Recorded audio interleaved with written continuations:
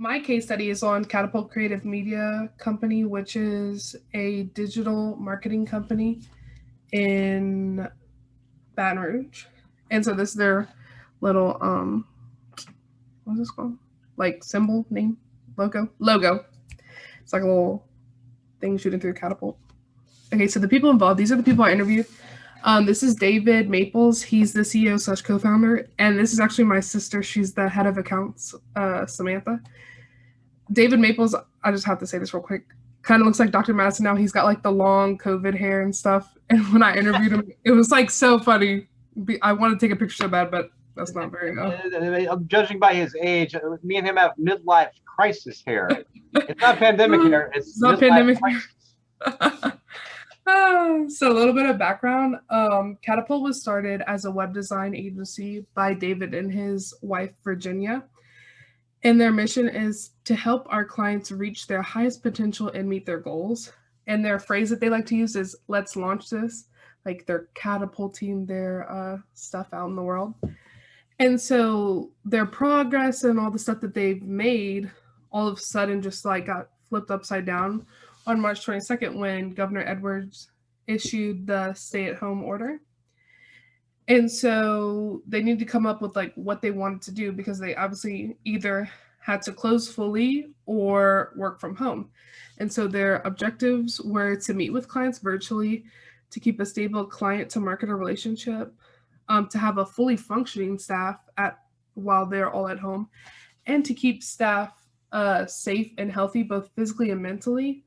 David said that like clients are very important to him, but his staff and his workers, they're his people. Those are the people that matter most to him. And so he wanted to make sure that they were mentally okay to go to work. That was one of the big things he touched on. And for planning, they didn't have much time to really like plan out what they were going to do. It was kind of like a plan as you go, because he had said that Monday or Tuesday of the week of the stay-at-home order that they were thinking about maybe going online. It had gotten more serious. And so that Thursday they had decided to move fully online Friday. And then the stay-at-home order was like literally days after that, if not the next day. And so the execution, they stayed in as much contact as they could with employees and clients through phone calls, emails, video conferences. And they decided to use GoToMeetings as their online conference system. I don't know if anyone here has used that. I had never. I've always used Zoom or Microsoft Teams.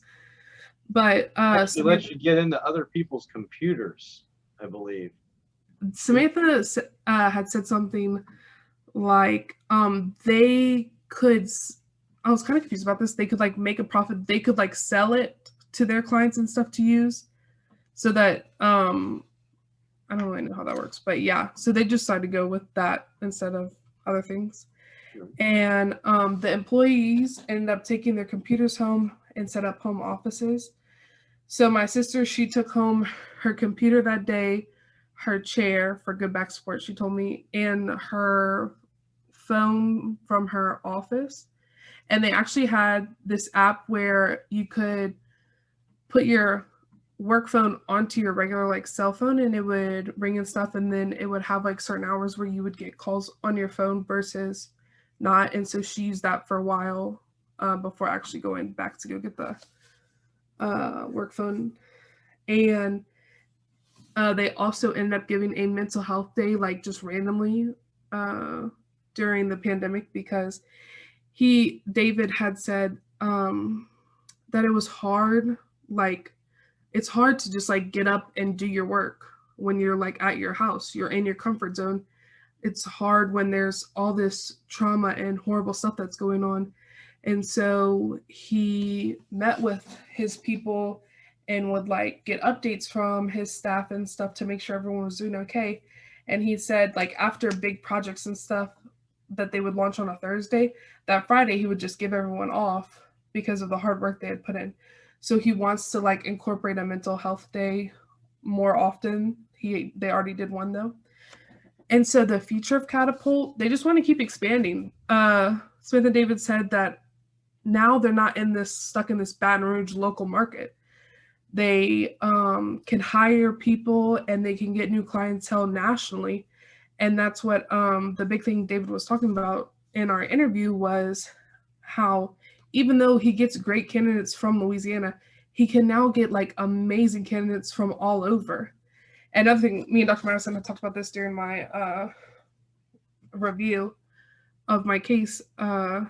They now are talking about implementing a plan where their staff can go work for 30 days outside of Louisiana. And so instead of using like PTO or not get paid at all, they can go work from places other than their home. And they actually, this week, my sister told me that they had someone move to North Carolina this week, and they have more staff thinking about moving. And some of their staff is in Shreveport now, Lafayette. They still have like a lot of people in Baton Rouge.